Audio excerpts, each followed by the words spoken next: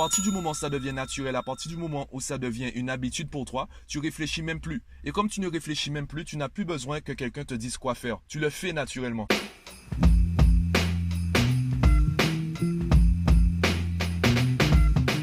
Yo, aujourd'hui, j'aimerais te donner le secret, la méthode que tu devrais utiliser si tu travailles dans le management, la communication, même si tu es parent pour éduquer ton enfant.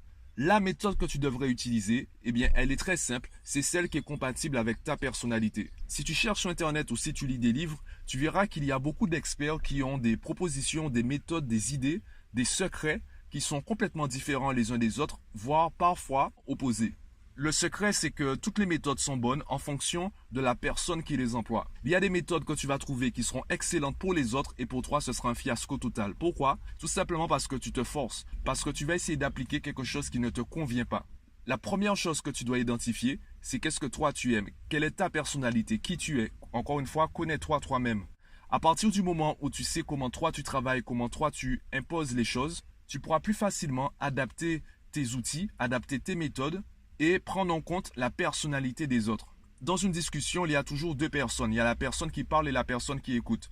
Et ces deux personnes vont échanger leur rôle à chaque fois. Si tu es amené, par exemple, dans le cadre de ton travail à diriger une équipe, il y a deux personnalités. Il y a la tienne et il y a également la personnalité de l'équipe, ou du moins la personnalité de chaque membre de l'équipe. Et puisque c'est toi qui diriges l'équipe, la base, c'est ta personnalité. Tout doit partir de toi.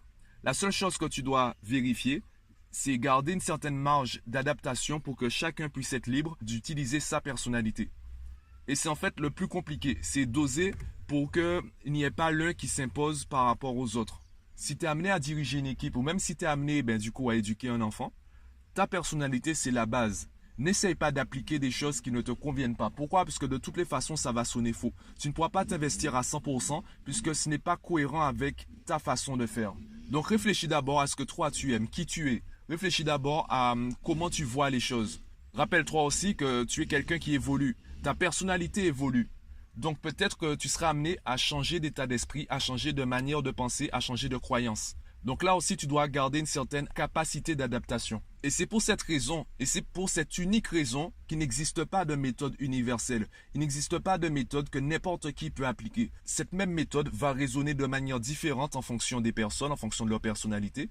Et même pour toi, cette méthode va résonner de manière différente suivant le moment de ta vie où tu entends cette méthode, où tu essaies d'appliquer cette méthode. Ainsi, tant que tu ignores qui tu es vraiment, quelles sont tes forces, tes faiblesses, tant que tu essaies en plus de t'imposer une image fixe, une personnalité fixe, tu auras du mal à appliquer les méthodes. Même les bonnes méthodes seront difficiles, compliquées à appliquer pour toi, puisque tout simplement tu vas te forcer.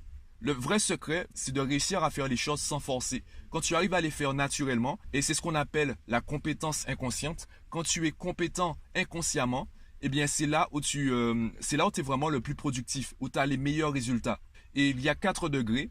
Il y a l'incompétence inconsciente. Tu ne sais même pas que tu es incompétent. Il y a l'incompétence consciente. Là, tu sais que tu n'es pas compétent. Tu sais que tu as des faiblesses. Tu sais que tu as des lacunes. Si tu écoutes mes podcasts, tu es au moins dans cette partie-là.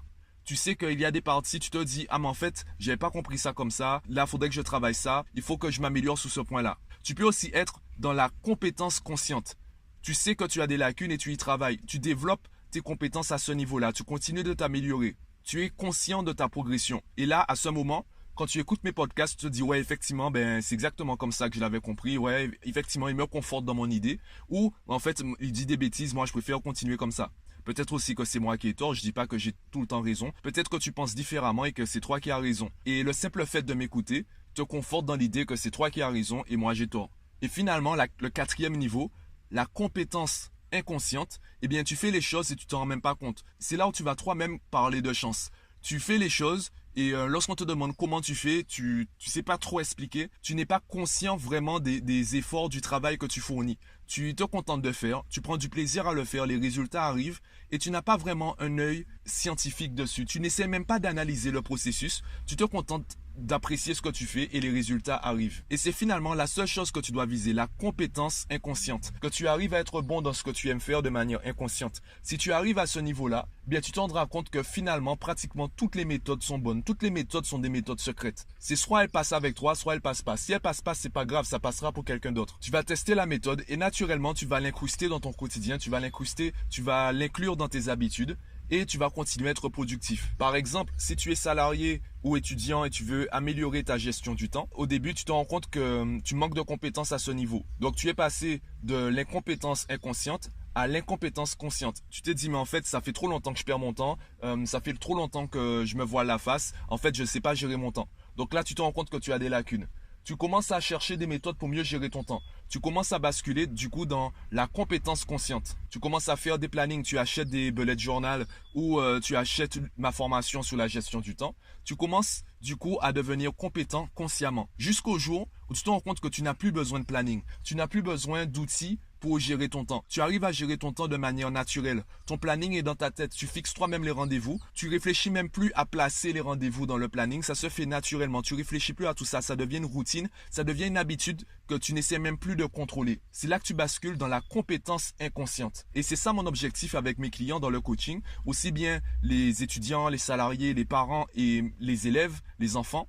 Mon but, c'est qu'ils arrivent à la compétence inconsciente, qu'ils arrivent à faire les choses, qu'ils arrivent à être productifs dans ce qu'ils ont besoin de travailler pour qu'ils n'aient plus besoin de moi. Tant que tu es dans la compétence consciente, tu auras la sensation d'avoir besoin de quelqu'un. Tu auras la sensation de devoir utiliser des outils, des méthodes, car ce n'est pas encore naturel pour toi. À partir du moment où ça devient naturel, à partir du moment où ça devient une habitude pour toi, tu réfléchis même plus. Et comme tu ne réfléchis même plus, tu n'as plus besoin que quelqu'un te dise quoi faire. Tu le fais naturellement. Et ça revient au slogan de Nike, bien fais-le. Juste fais-le. Et d'ailleurs, c'est aussi un message de Bruce Lee. Donc, je t'invite à regarder ces vidéos. D'ailleurs, je te mettrai le lien d'une vidéo sur Bruce Lee que j'ai adoré et que je regarde encore de temps en temps, où il dit en fait, fais, ressens.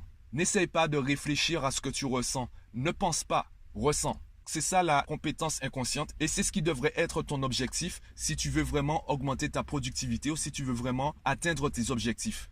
Avant de chercher à les atteindre, cherche à atteindre une compétence inconsciente. Et tu verras que naturellement, tu n'auras plus besoin de réfléchir, tu ne chercheras plus à voir les résultats tout de suite, car tu seras tellement à l'aise dans le processus que les résultats viendront, tu ne t'en rendras même pas compte. Ça arrivera et tu te contenteras de les apprécier. Dis-moi ce que tu en penses en commentaire du podcast. Donne-moi ton avis si tu es d'accord ou pas avec ce que je dis. Pense à cliquer sur le lien en description du podcast pour savoir ce que je propose sur mon site, aussi bien en termes de formation que de coaching. Abonne-toi à la chaîne pour recevoir les prochains podcasts et moi je te dis à bientôt.